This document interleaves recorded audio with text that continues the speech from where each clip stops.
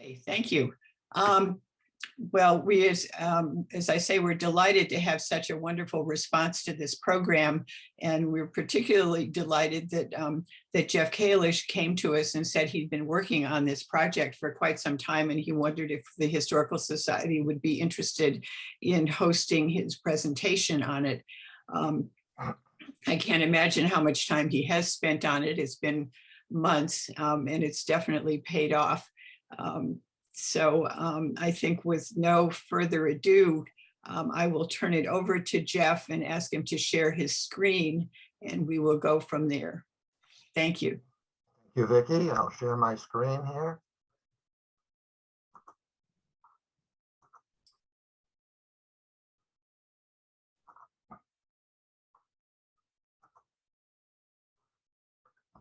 Okay, can you hear me, Vicki?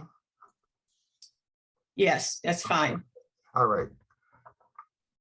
Today, we will take a look at the history of the Jewish population in the Boston area, the areas where the Jewish population was moving from and to, and we will concentrate on the synagogues that were established in Roxbury, Dorchester, and Mattapan neighborhoods. We will look at synagogue buildings that are still standing today and a brief history of them.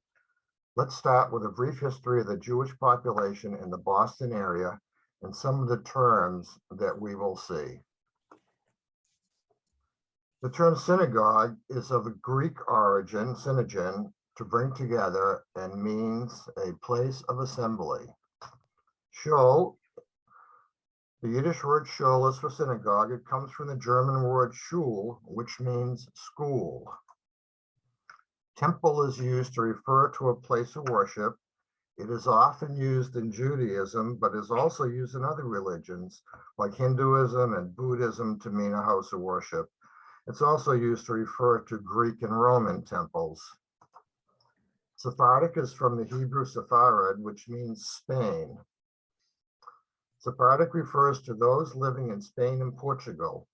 When they were expelled from the Iberian Peninsula in the Spanish Inquisition of 1492, they initially went to North Africa and other parts of the Ottoman Empire. After that, they went to the Caribbean and South America and Israel. Ashkenazi.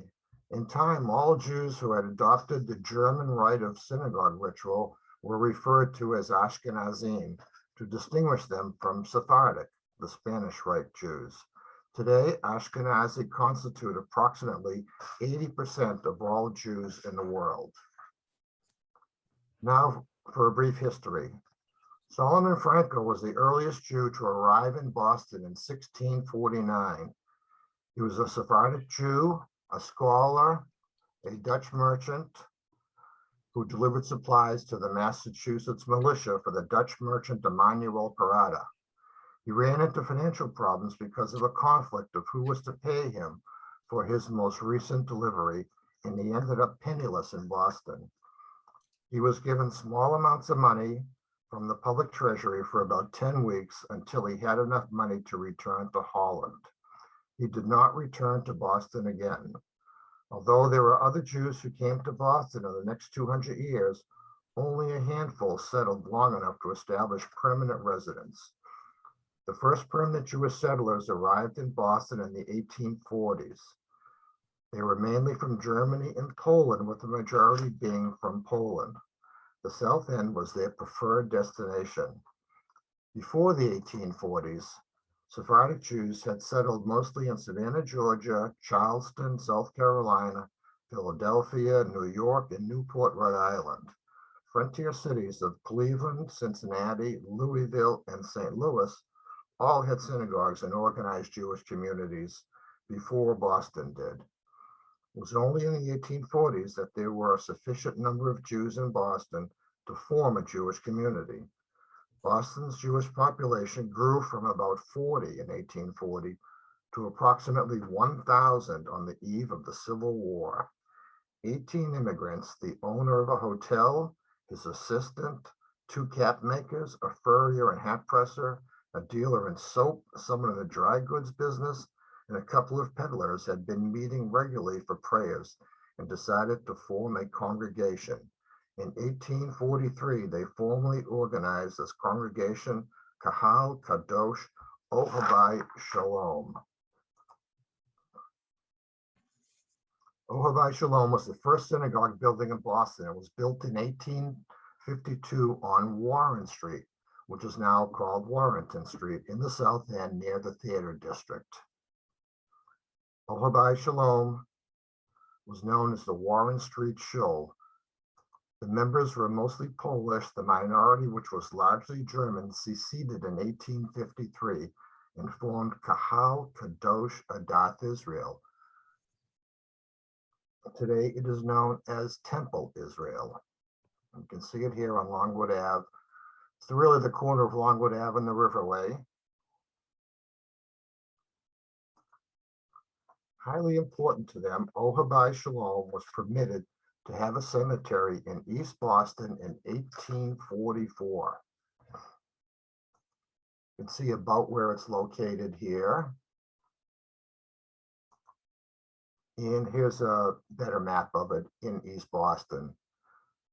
It seems like when it was first formed there, the cemetery in East Boston was a little bit far from Boston. There weren't any bridges to cross over to East Boston, but it's been there ever since.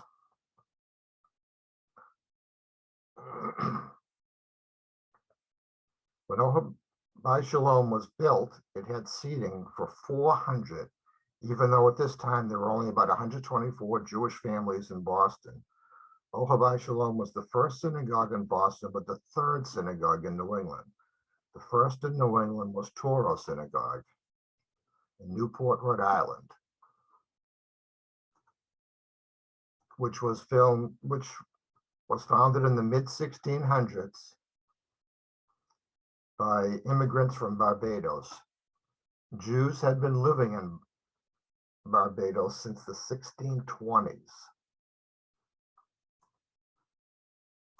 Torah is the oldest synagogue still standing in the US. The second New England synagogue was Mishkan Israel of New Haven, which was founded in 1840.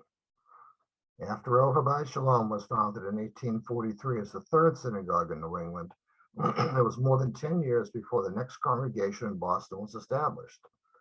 The second synagogue in Boston was Adath Israel. It was founded in 1854 on Grays Avenue by 25 families from southeastern Germany who broke from Ohabai Shalom, along with Rabbi Joseph Sachs, after many members did not like the new cantor who was recently hired.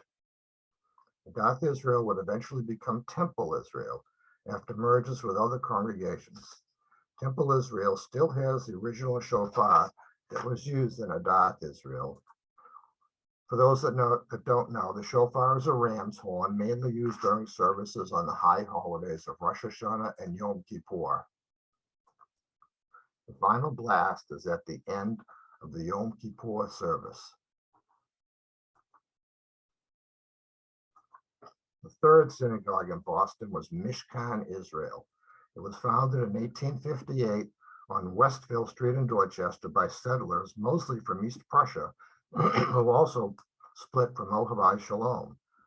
Many of the early synagogues in Boston were first located in church buildings that were purchased for less money than constructing a new building would cost.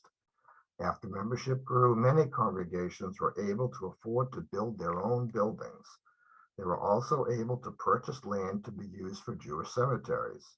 As we saw, it was extremely important to early congregations that they had a place dedicated to Jewish burials. Many synagogues used space on Baker Street in West Roxbury for burials, and we can see there were 50 congregations that were involved there.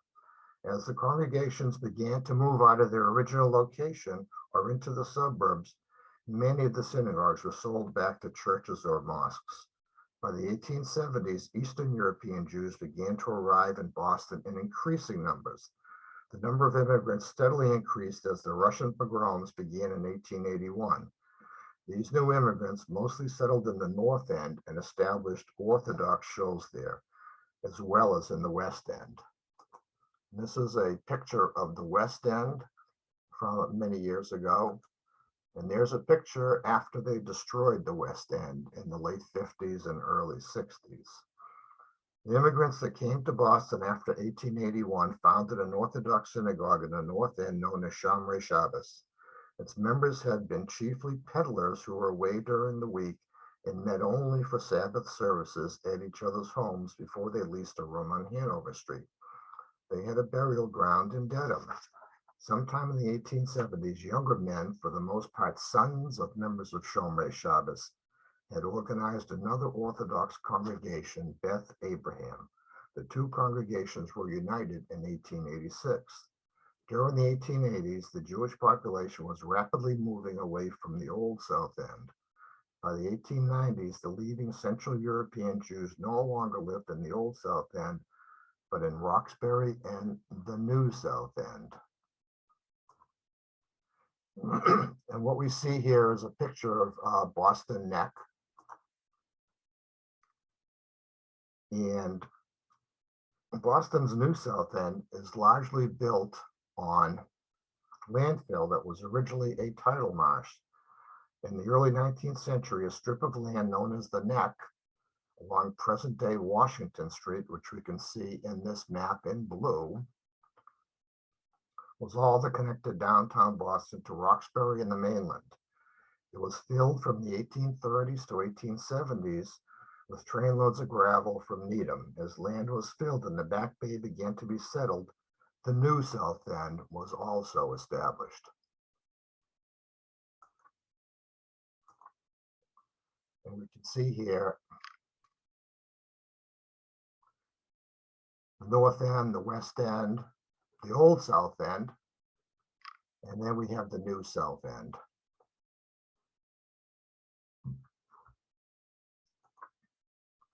Over the next century, the New South End would house numerous immigrant groups and become one of the city's most racially and ethnically diverse neighborhoods. From the 1890s to the 1930s, Jewish residents established at least 14 synagogues in the neighborhood, with congregations from Russia, Poland, Lithuania, and Prussia. From 1892 to 1917, the more successful Jews continued to expand out of the downtown wards and moved to Dorchester and Roxbury. By 1950, the Jewish population in metropolitan Boston was approximately 140,000, making it the fifth largest Jewish community in the United States.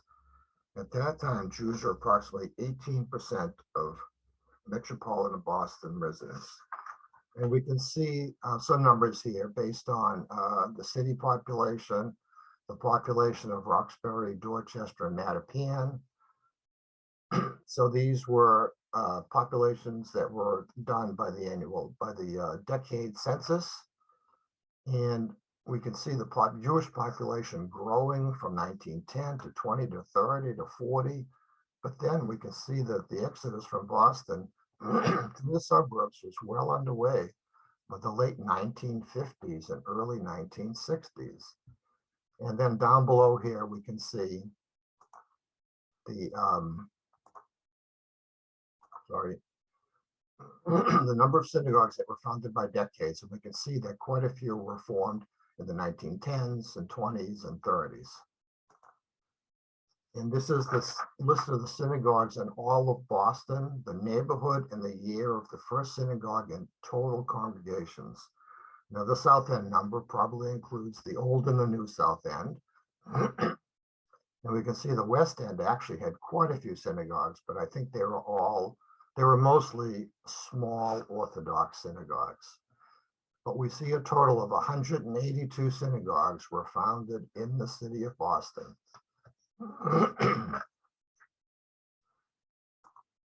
Now for my story. I was born in 1949. I lived on Strathcona Road for 7 years before moving to the Grove Hall area.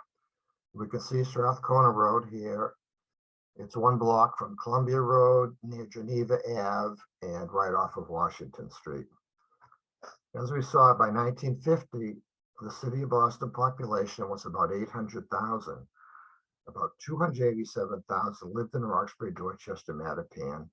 There were approximately 70,000 Jews in that neighborhood. Jews made up about 25% of the total population of those neighborhoods.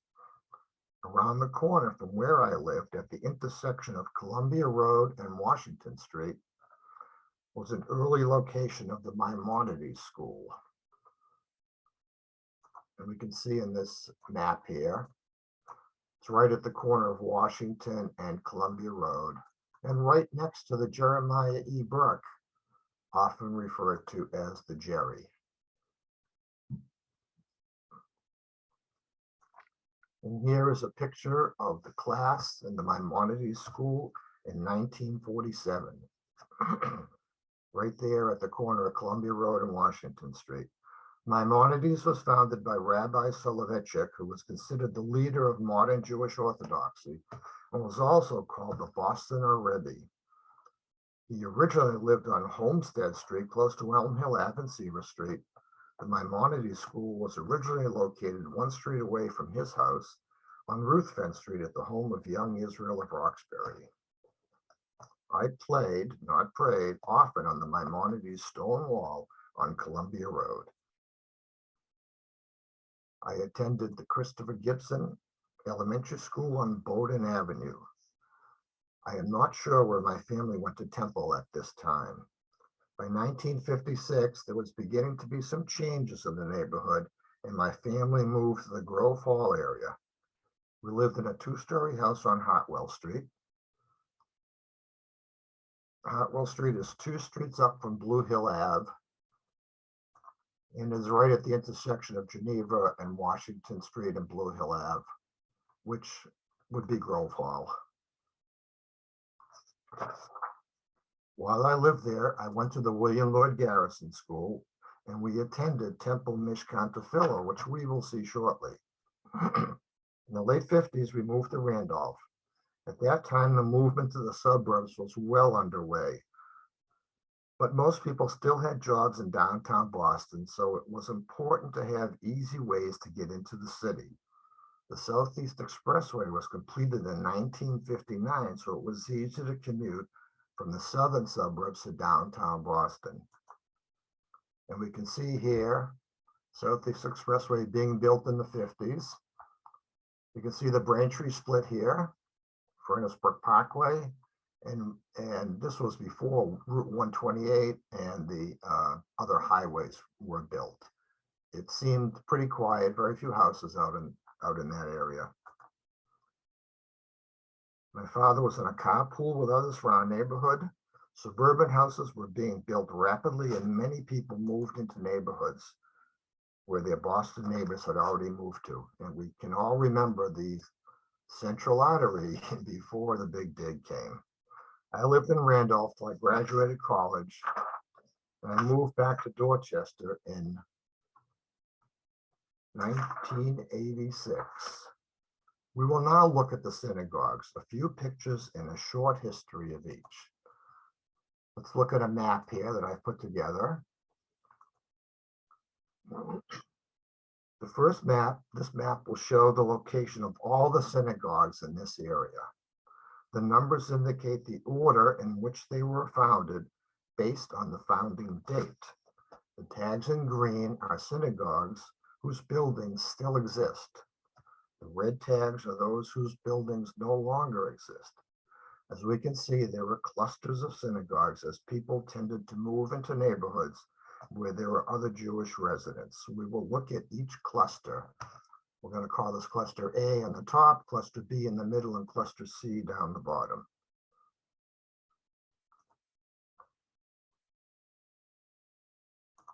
So this is group A. And this is in the area around Grove Hall, and to the north and east of Grove Hall. We can see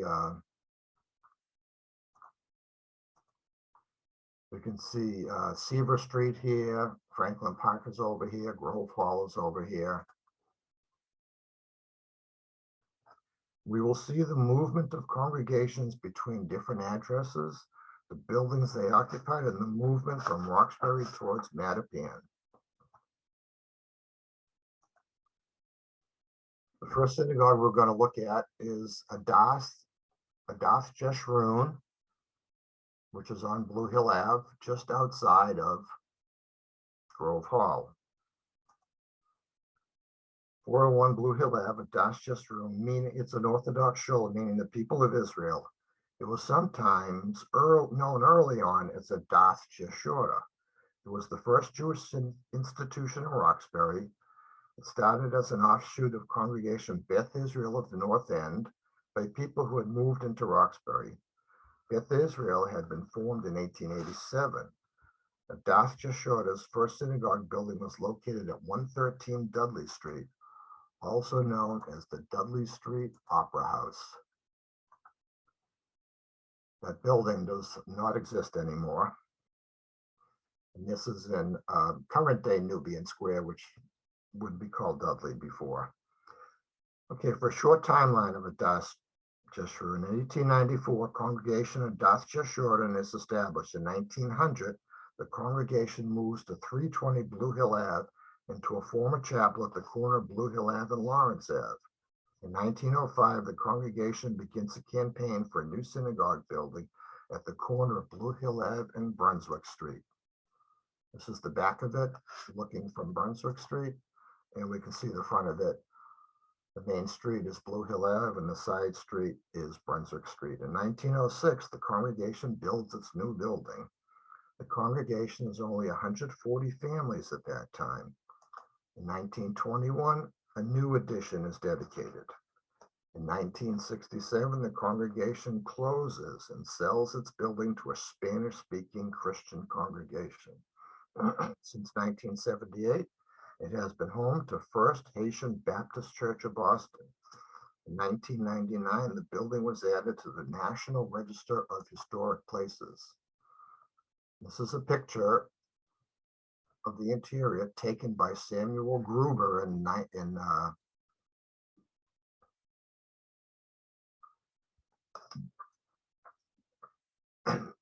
about 2014. If you're interested in seeing any pictures of synagogues around the world, I would search for Samuel Gruber. He has put out a number of books, and he has documented synagogues really from around the world. All right, we're going to move off to Mishkan Tefillah, which is our second synagogue here in the neighborhood. And we see it's on Seaver Street, close to Elm Hill Ave, and not too far from Grove Hall. Congregation Mishkan Tefillah was originally founded in 1895. Mishkan Tefillah means house of prayer. Its founding members were East Prussian Jews who separated from Moabite Shalom, which was predominantly Polish at the time, and had earlier formed synagogue Sha'arei Tefillah, the gates of prayer. Mishkan Tefillah was originally located on Sharmat Ave in the South End after the merger of Mishkan Israel and Sha'arei Tefillah. Mishkan Tefillah is considered to be the oldest conservative synagogue in New England. In 1907, Mishkan Tefillah moved from the South End, first to the corner of Moreland Copeland Streets. Moreland runs between Blue Hill Ave and Warren Street. It then moved to 218 Seaver Street, where its new building was dedicated in 1925. New building's total cost was $750,000.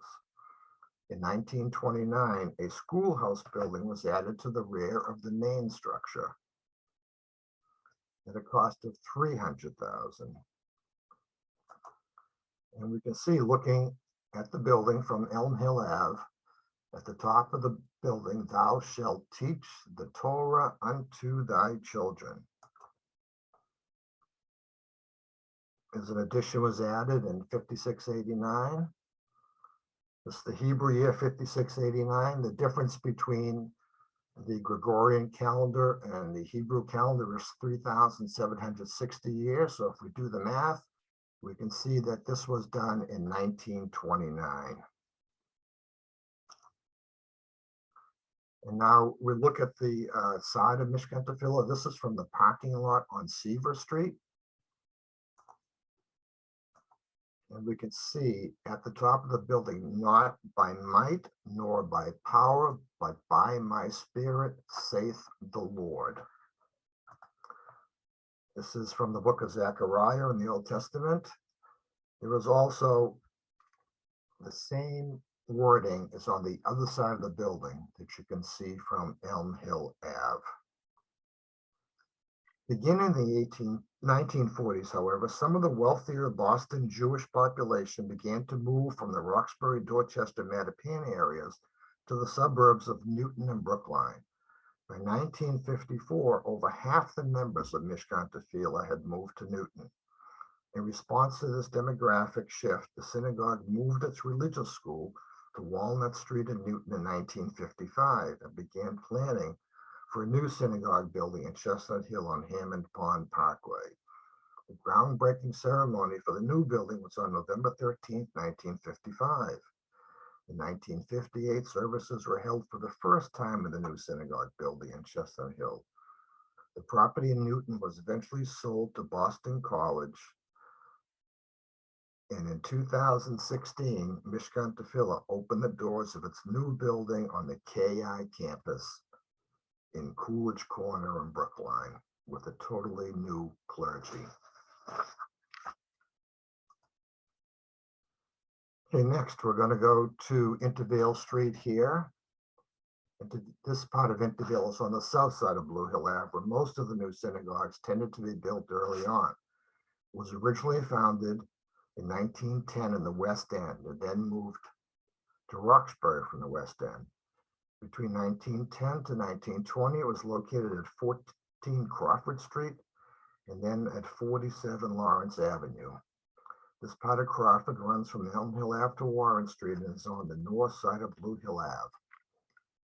In 1910, some members left and formed Congregation Anshe Shepatovka, one street away on 36 Lawrence Ave.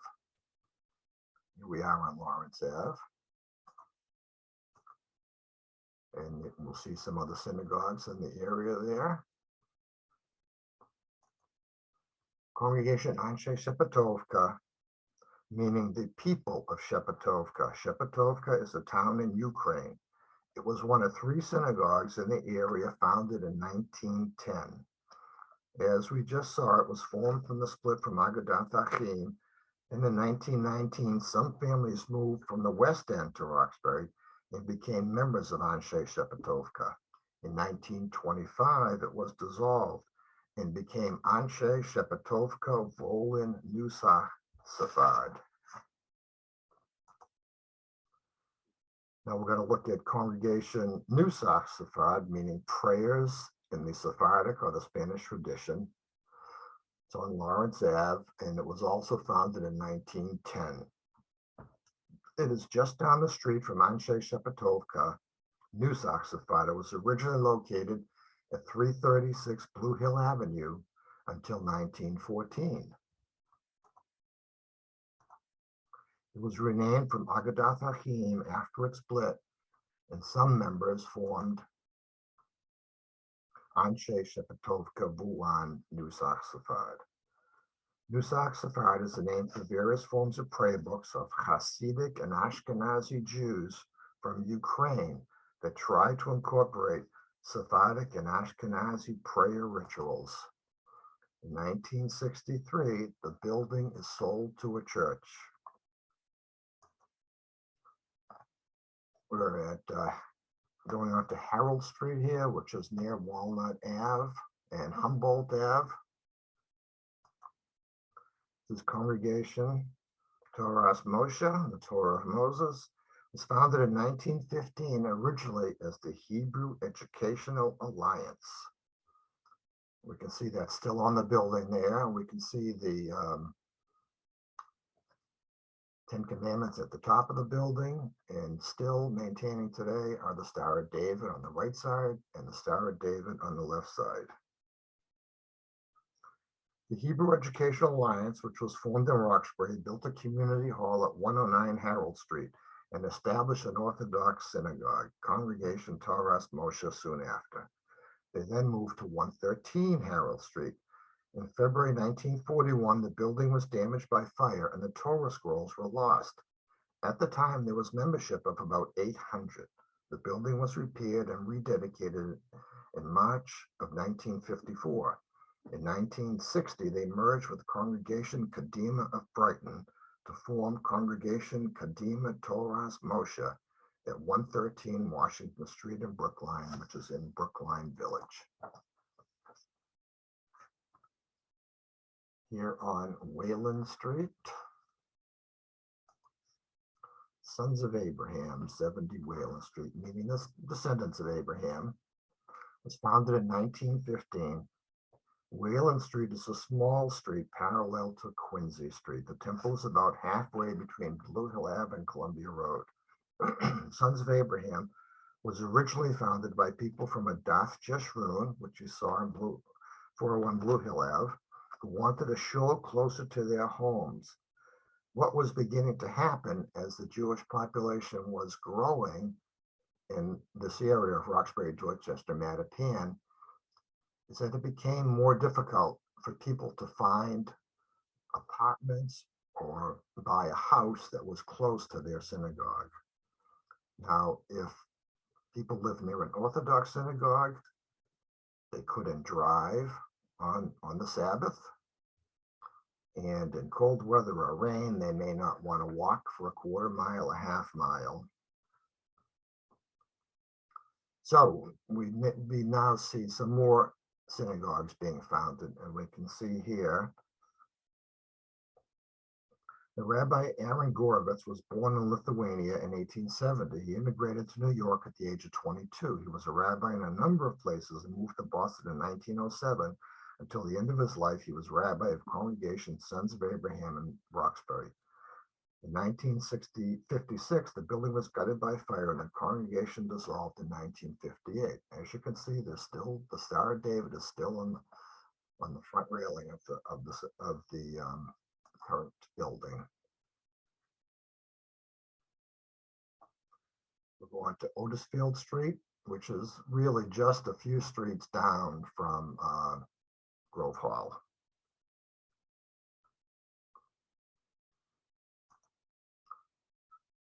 Anshe Volin Nusach Sephard, meaning the people of Volin, Ukraine, using Sephardic style prayers. We can still see the Star of David's on the building. It actually was quite a big building. You can see the cornerstone 5682, which, doing the math, would turn into 1922.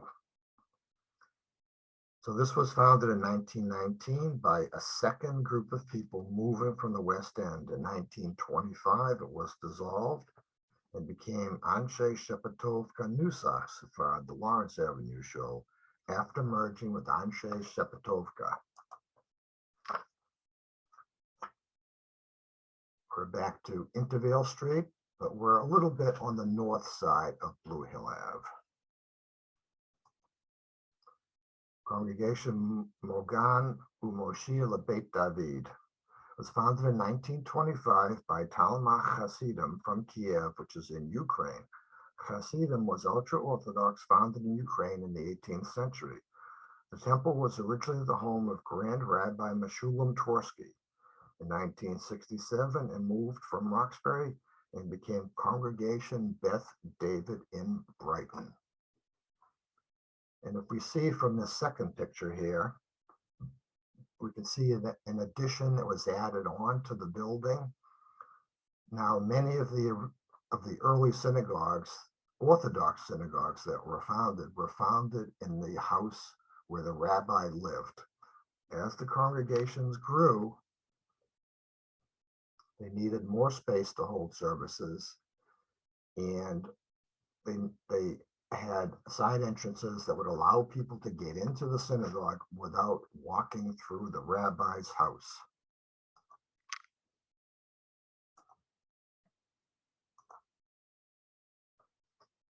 So we're here to 36 Lawrence Ave here,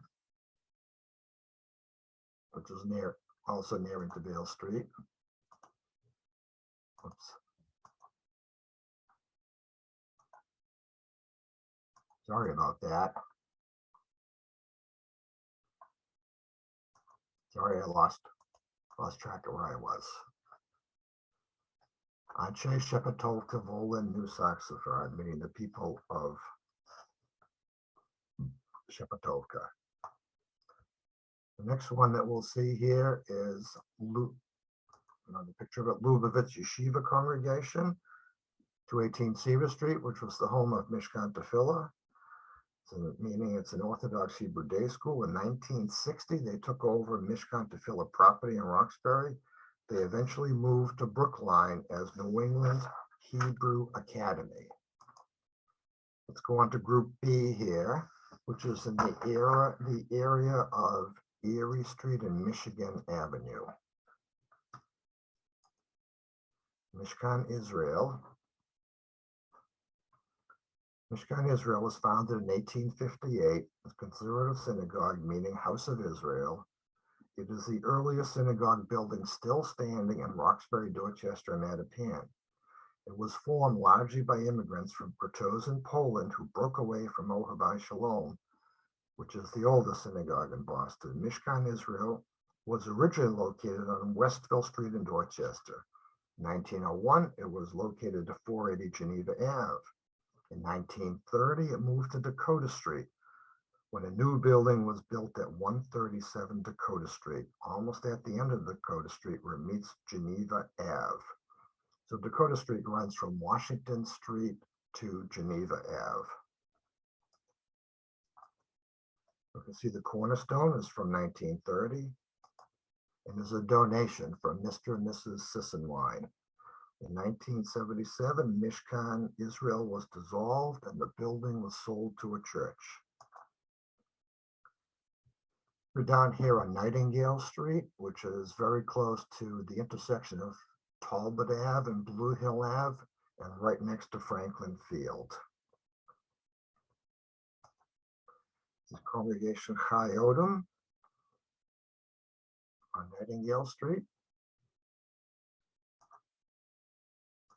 And we can see even today, almost all the pictures that we're seeing is pictures that I took in the last year or two. So the Star of David, still in very good shape on both sides of the building, and the 10 Commandments at the top of the building. And we see the name of the congregation, Congregation Chai Odom.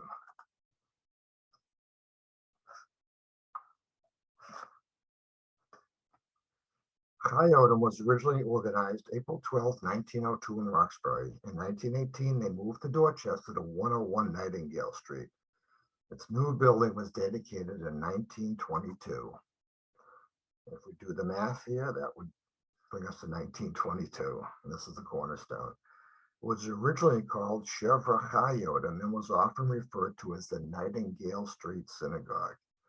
It is right around the corner from what we call the Wall, where many of us went to hang out on the Jewish high holidays, and moved again to 77 Englewood Avenue in Brighton in 1970 after a fire at the Dorchester building. It is still operating in Brighton.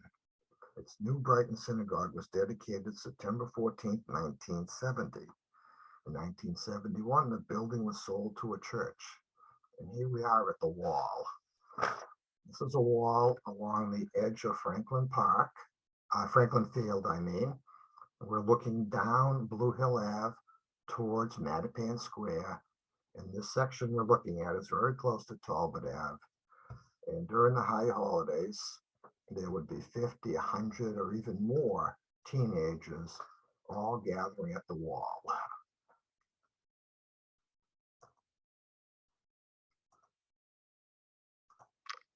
Congregation Linas Hasdek, meaning dwelling of justice. It was founded in 1917 by Jews in the Franklin Park area. You can see it's located at 20 Michigan Avenue. Michigan Ave runs between Erie Street and Columbia Road. Erie Street is the original home of Eagerman's Bakery.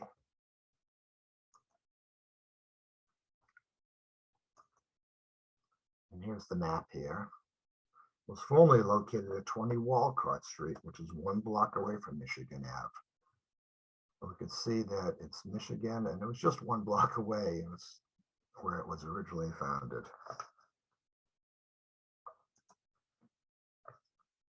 All right, Glenway Street here. This is Anshe Leibovich, meaning the people of Loubovit. It's an Orthodox shul. It's located at 179 Glenway Street, which runs between Harvard Street and Blue Hill Ave. It was founded in 1923 and was previously located on Ellington Street, Mount Bowden Hall, and Washington Street. In 1963, it moved to Brighton as Loubovit Show of Brighton. In 1966, the building was sold to a church. We will now start to see the movement of the Jewish community down Blue Hill Ave, especially areas close to Franklin Field, and then further down to Mattapan and around the G&G Deli on Blue Hill Ave. So we're here on Group C.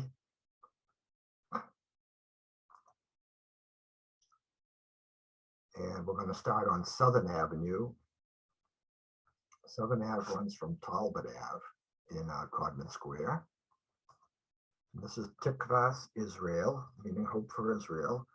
It was originally founded in 1900 by Jews in the Franklin Park area as an outgrowth of New Dorchester Hebrew School.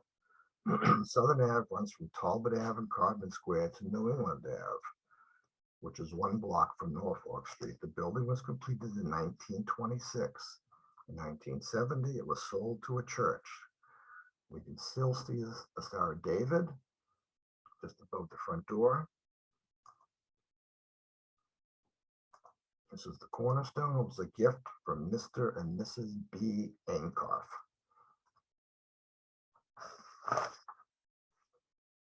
Now we're going to move down into the Woodrow Ave area. And this is where there was quite a density of synagogues.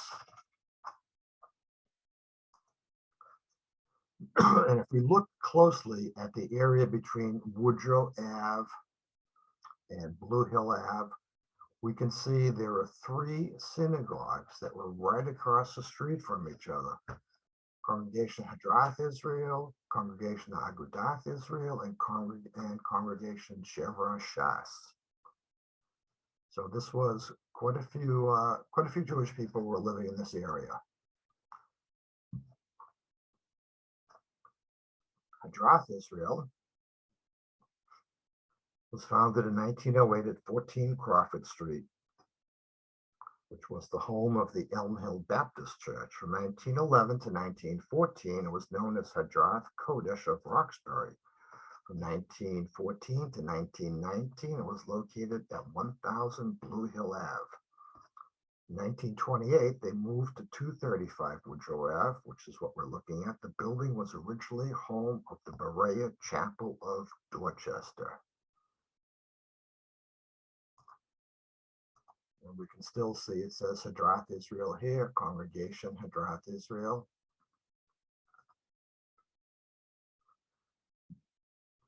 Hadrath Israel was also known as the Lithuanian Show, which reflects the country of origin of many of its members. In 1929, the right tower was added to the building and the 2 towers were made to look the same.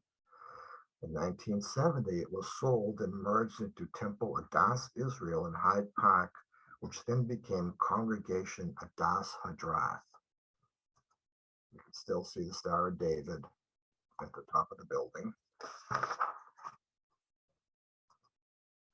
Now Agudas Israel Anshe Sepharad, meaning Society of Israel using Sephardic prayer ritual.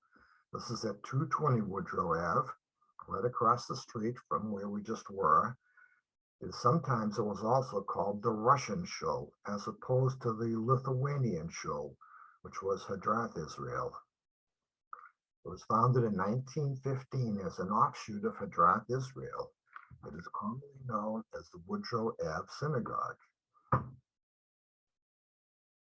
August 18th of 1916, its first meeting house was a rented storefront at 1099 Blue Hill Avenue. In 1918, they moved to 31 Johnston Road. In 1920, they moved to 170 Woodrow Ave, which was the home of Beth Agnosis Paoli Anshe Sephardic.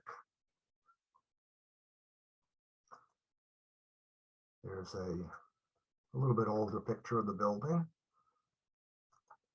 And if we look at the building, if we're looking at the front of the building, the left side of the building, we can see that the church that owns it now has done a great job of maintaining the Star of David and the menorahs on the side of the building. And we can see there was a cornerstone ceremony in 1921. And this was an old picture of the sanctuary. I'm not sure exactly when that was, but it is a picture of the sanctuary. All right, we're going to move on here to Temple Beth Hillel. It was founded in 1921 by faculty and students of Hebrew Teachers College. In 1970, it merged with Congregation Beth Torah of West Roxbury to form Temple Hillel B'nai Torah. This is an older depiction of the building, probably not long after it was built. On the right-hand side would be the entry to the sanctuary, and I think on the left-hand side would be the Hebrew school.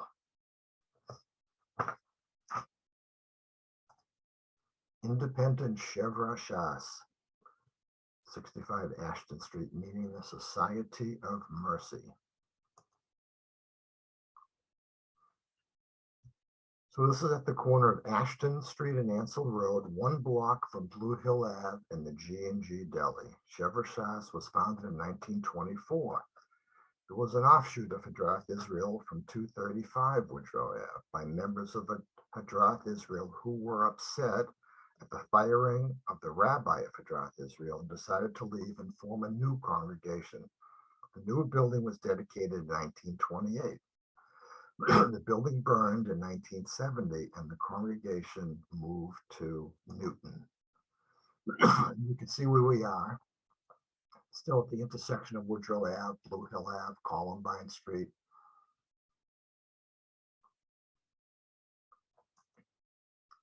And right around the corner was a G&G Deli. Here's a picture of the flyer from the grand opening of the G&G Deli on June 3rd of 1948. The G&G stayed in business until 1988. And here's Blue Hill Ave, corner of Ansel Road, and the G&G Delicatessen. We're going to go on to Fessenden Street here, which runs between Norfolk Street and Blue Hill Ave.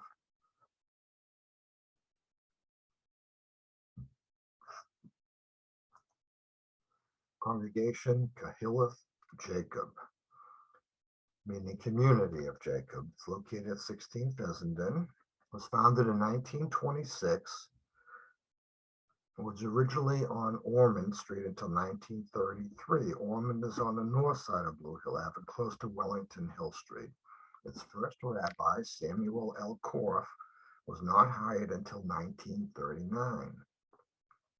In 1956, a Hebrew school was created.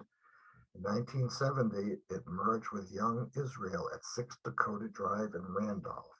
In 1972, the building was sold to a church. We can see it still has the Jewish symbols on the outside. As I said, these were pictures that I took not long ago. And we can still see on the front, it says Kahileth Jacob right above the front doors. Young Israel of Mattapan, 1099 Blue Hill Ave. Young Israel was originally founded in 1928 at 235 Woodrow Ave, which eventually became the home of Tikvas Israel. It moved over the years to 222 Woodrow Ave, 74 Wildwood Street, 1014 Blue Hill Ave, 1258 Blue Hill Ave, and 1099 Blue Hill Ave. We can see we're right at the intersection. We're right on Blue Hill Ave here.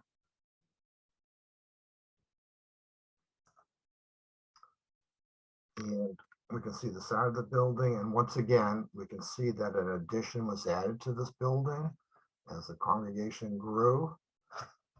It still has the Star of David on the outside, and there's a little closer picture of it right there. All right, Beth Agnosis Paoli Anshe Sephardic. was founded in 1933 as a breakaway from Agudas Israel Anshe Sepharad, which was located just down the street at 220 Woodrow Ave. In 1944, the building was sold to Ohel Torah Congregation. Now we're on Norfolk Street, almost at the end by Morton Street. Congregation Beth Jacob Anshe Sepharad. It was meeting the House of Jacob with Sephardic services. It was founded in 1934 as a reorganization of Anshe Klavan, which was located at 378 Norfolk Street. In 1973, the building was sold to a church. Now we're going to go back to Columbia Road here, and right at the corner of Columbia Road and Seaver Street, Congregation Beth Pinkus, meaning the House of Pinkus. It was previously Nachziki Toro in the West End, which was founded by the first Bostoner Rebbe, Rabbi Levi Horowitz. It moved to Columbia Road in 1944. Beth Pinkus was the synagogue of the Bostoner Hasidic movement. Rabbi Horowitz lived there also. It moved to Brookline in 1961. And as we can see, it is currently the home of the Massachusetts Association of Minority Law Enforcement Officers, no longer as a house of prayer. And I would assume they currently do not have a kosher kitchen.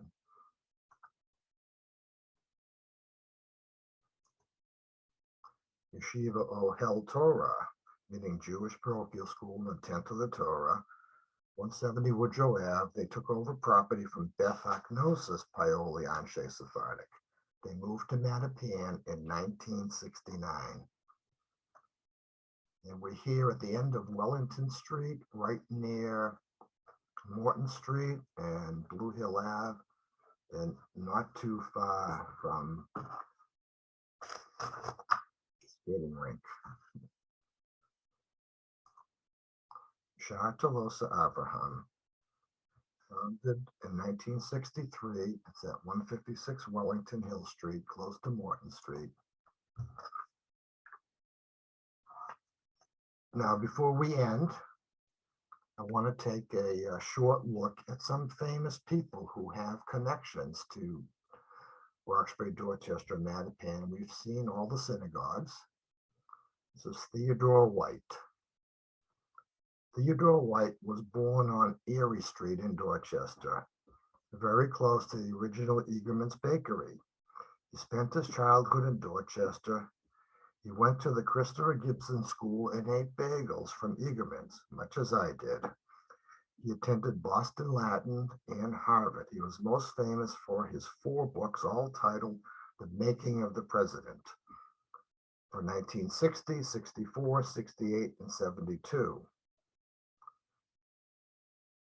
No picture of it, but Sheldon Addison was also born on Erie Street in 1933. Leonard Bernstein. Leonard Bernstein was born in Lawrence in 1918. His family moved often and lived at numerous locations in Dorchester. This was one of the houses that they lived at, which was on Woodrow Ave, just down the street from the Woodrow Ave Synagogue.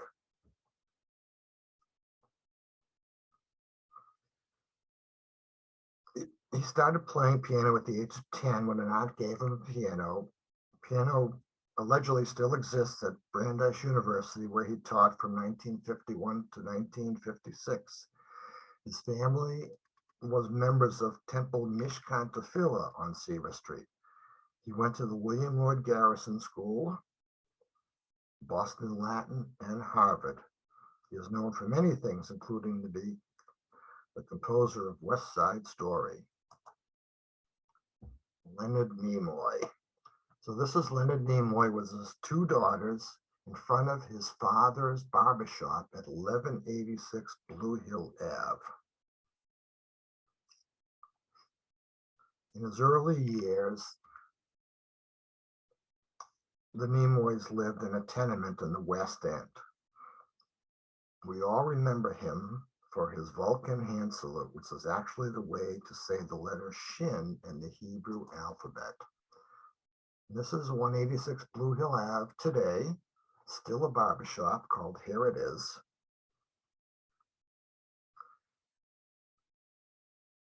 So Leonard Nimoy first, this is where we are on Blue Hill Ave, and we can see we're looking towards Fields Corner down Blue Hill Ave, right at the intersection of Morton Street and Blue Hill Ave.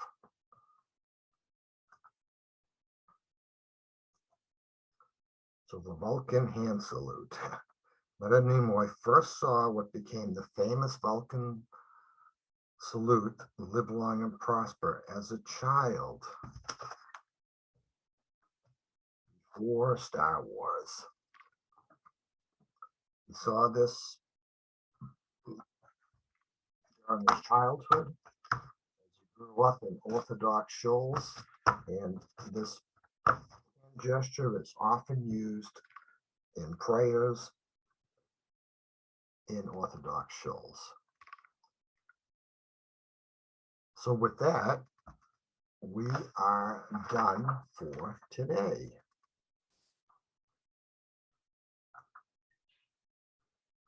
Thank you very much, Jeff. That was great. There have been several comments in the chat, and take down your screen sharing unless everybody wants to do the Vulcan hand salute before we do.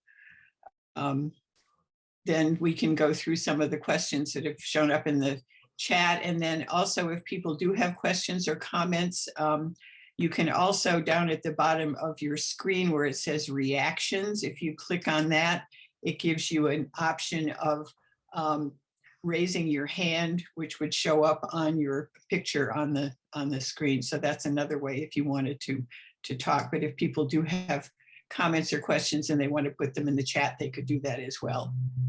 Okay, so Jeff, why don't you come back to us on the screen, and there we go. Okay.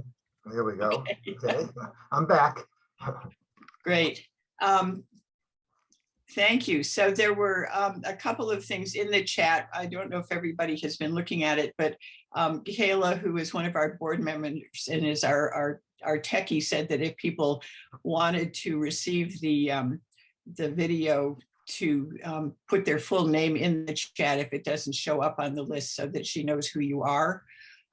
Somebody asked if it would be possible to get a list of all of the synagogues that you showed. I don't know, Jeff, if you want, we can figure out a way to get that to people. If I have that. Yes, I Okay. will send it off to you. Okay, so, and then there was a question from Sean Deniston about, did you say how many synagogues are active, I guess, now in Roxbury and Dorchester? 0. Yeah. Okay. Then there's a question, in the first half of the 20th century, were there any Jewish organizations, associations of synagogues in Boston or Roxbury, Dorchester, Mattapan specifically? I'm not familiar with that, and it's not something that I studied to do this presentation. Right. Somebody's wondered why there was no reference to the Beth Israel Shul, known as the Fowler Street Shul, along with the Bethel Hebrew School on Glenway and Bradshaw Streets. Is it because you were only showing synagogues where the buildings are still in existence, right? That is correct, because there were 56 synagogues in the Roxbury, Dorchester, Mattapan neighborhood, and I only covered 25. So to do 56 would take a long time, and so we're just doing a shorter presentation today. Right, with the ones that if people did want to go out and take a look at them, they could. And then there's the question, I don't know who iPhone is. Oh, Leila Silverstein, why did so many Jews leave the area between 1960 and 70? There was a lot going on then. Yeah, I really didn't talk about it, but that was, the redlining was happening, and people were just really escaping from the neighborhoods as fast as they could. Okay, somebody wants to know about getting copies of the pictures. Well, the pictures would be in the video. I don't think it's really possible to provide separate pictures, is it? I certainly have separate pictures. I don't know. That's a lot of information. So we'll have to discuss this later and see how we can get it Okay. out there to people. Okay, so several people have said, lots of people are saying they do want the video. Will it be, the recording be on the Historical Society website? And we do want to do that, right, Kayla? Yep, it will be there eventually. Probably take me about a week to get it up there. And then we do have a hand raised too. Right. Okay. Okay. Oh, Marty, unmute yourself. Your hand is raised. First, Jeff, thanks so much. That was a wonderful presentation. I actually went around Dorchester, not Roxbury or Mattapan, but well, maybe part of Mattapan, but through Dorchester a few years back and looked at all of the existing and no longer existing synagogues, but you found several that I did not go to. So that was very illuminating. So I have a question. One of them, I guess I have a couple comments and a question. So the comments first. I also was interested in Bethel and wanted to mention that Rabbi Soloveitchik, also known as the Rav, was installed at Bethel when he became rabbi of Boston. It was at the Fowler Street Shul. And also that he is buried in Bethel Cemetery at Baker Street. And people come from everywhere, from New York, from New Jersey, to pray at his grave. And those cemeteries are really worth a look. So that was one thing. The other is that I had heard the story that the 10 Commandments stones were taken from the top of Mishkan Tefillah and were buried in the Mishkan Tefillah Cemetery in West Roxbury. And that further, that the men who buried them, according to tradition, had kept a map. And they went and dug them up, and that they brought them to the new Mishkan Tefillah in Newton. And so I went out to Newton to find out if this was indeed true and if I could see them. And they had created a memorial in the courtyard behind Mishkan Tefillah. And it was very moving because, of course, these were all fragments, but they had put them back together again, more or less. And you could sit there and really, it was very contemplative and very moving. And I wondered if you knew what happened to that after Mishkan Tefillah in Newton closed. Personally, I don't know that, no. Does anybody else? Perchance? I may have to go back and visit again. Right. Well, And I guess the last comment, go ahead, Jeff, I'm sorry. Yeah, I was just going to mention one thing that you said you had gone around Dorchester looking for the synagogues. Well, there is an organization, the Jewish Genealogical Society of Greater Boston, and they have put together a list of every synagogue that was founded in Massachusetts. That's online, that you can actually download that as a spreadsheet. Yes. Which is what I used to identify them. But I mean, you're right, there are so many that I think we ran out of time. Right.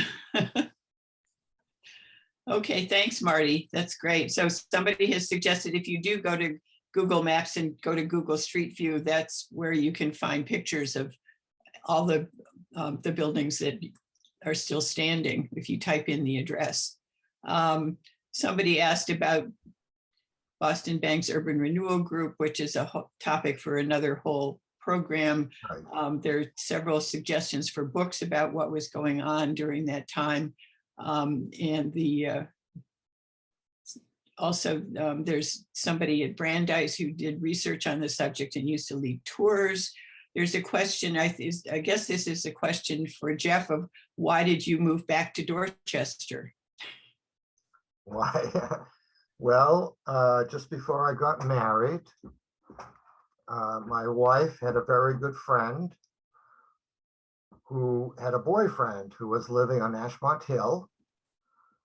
And he said, you should think about moving to Ashmont Hill because it's a really great neighborhood and it's really changing and it's going to be very nice. And so we did. We came and looked at a house and bought the house and moved back to Dorchester. I can tell you, being Jewish, my mother was not happy when she heard that I was moving back to Dorchester. But I did, and we've been here for quite a while now. Right. Okay. Oh, well, then there's more information in the chat that people can read about for Boston, for Bieberg, as it was called. Any more comments or questions from anyone? I don't see any hands raised. Well, with that, I think we'll say thank you, everybody, very much for joining us. It was great to have so many people, and obviously some of you know each other, which is also really wonderful. Right. We hope that you'll check on the Dorchester Historical Society website for other programs and activities that we are doing. We do monthly programs. They're all by Zoom at this point. One of these days or years, hopefully we'll be able to get back into our historic buildings, which is another part of what we do. But in any case, thank you so much. If we'll keep the chat open if for anyone else who wants to get the video, but again, do check on the website in a week or so, and it should be available for viewing there as well. So thank you, Jeff, so much. Okay.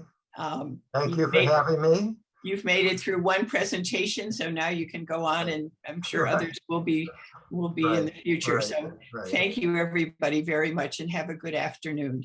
Thank you. You too.